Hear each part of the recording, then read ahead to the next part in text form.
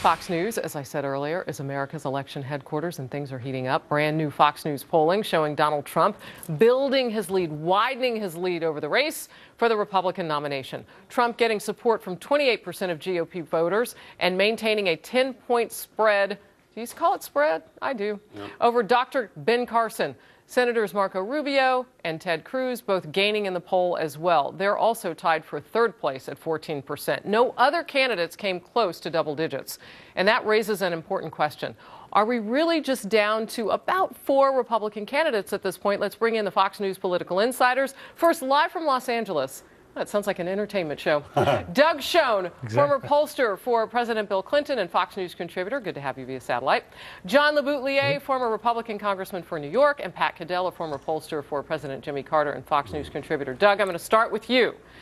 It's too early to tell exactly where everybody's going to fall, right? But these 4, if you just add it up, they make up a big chunk of what people are saying they'll do when they head to the polls.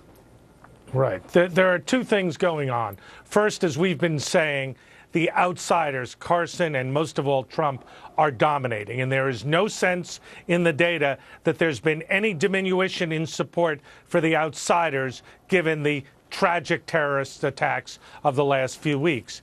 That being said, the most conservative outsiders, Marco Rubio and Ted Cruz, are also increasing their level of support. But it's important to note that Trump has a 2-to-1 lead over both Rubio and Cruz. He has a substantial gap over Carson. The American people are responding to his message on immigration, his message on taking in Syrian immigrants. And as I think Pat will explain in a second, they see this as a real turning point, a crisis in American political life. Well, Pat, Doug is now anchoring the segment, so he's just tossed to you.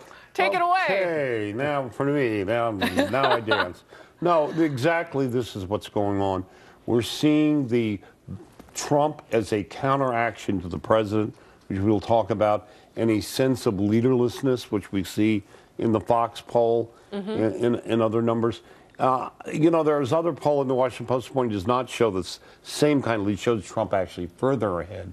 Does not show Rubio and Cruz. But I think right now the 4 of them are in business. But let me say this. What's happening is we've had great anger in the country for months. And if you think that's something, now as it conflates with this foreign policy stuff, we will have I guarantee you, January and February are going to be like nothing you could imagine. We are talking about a country on the verge of blowing open. John, how do you look at this in terms of Dr. Ben Carson? Because I'll tell you, some people say, well, he slid a little bit.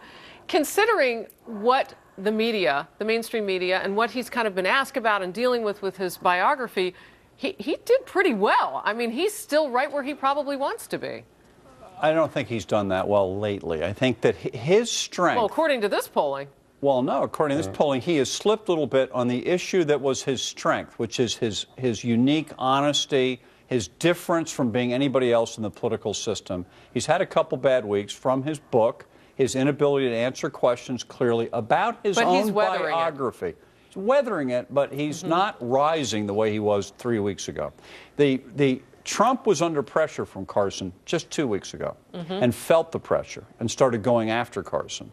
Carson deteriorated a little bit since then, but he's still in there. There's no doubt. And he represents a part of the outsiders who I think they're more Christian, more evangelical, a very big block of the Republican Party. He has them in love with him. They love him. Real quickly, can Donald Trump take credit for more of a national conversation now that's going on about this refugee crisis? Yes. Because he brought it up. Yes.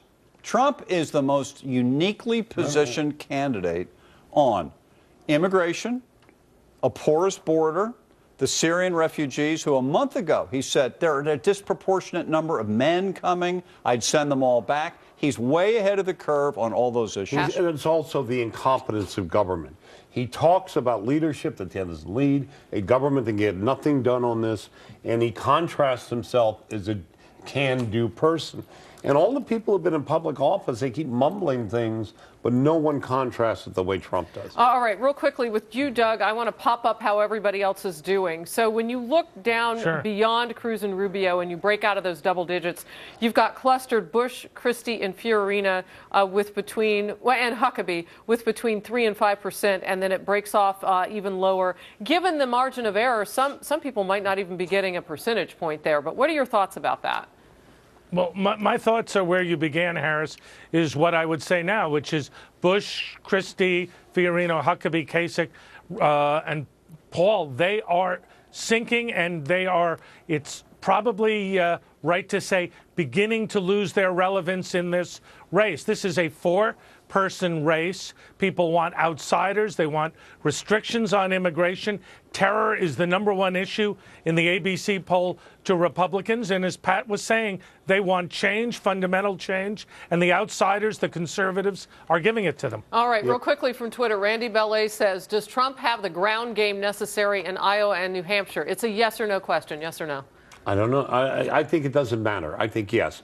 You can win it. I think the attachment to him, and he's building there, but it'll all be ending late. One thing to note, Harris, is that every single Republican now, including the, quote, people who couldn't win, Trump and Cruz, are beating Hillary Clinton.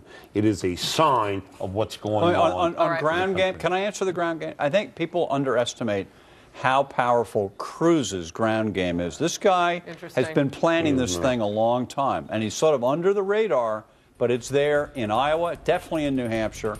Don't underestimate it. We'll be watching it all. You heard Doug say American voters now say terrorism is now their top concern this election season. Some of them, at least, a majority of them, are insiders. We'll tackle that and much more. And chime in while you tune in. Hit us up on our Fox News social media pages. I just shared a tweet. So I'm watching Twitter, Facebook. Stay with us.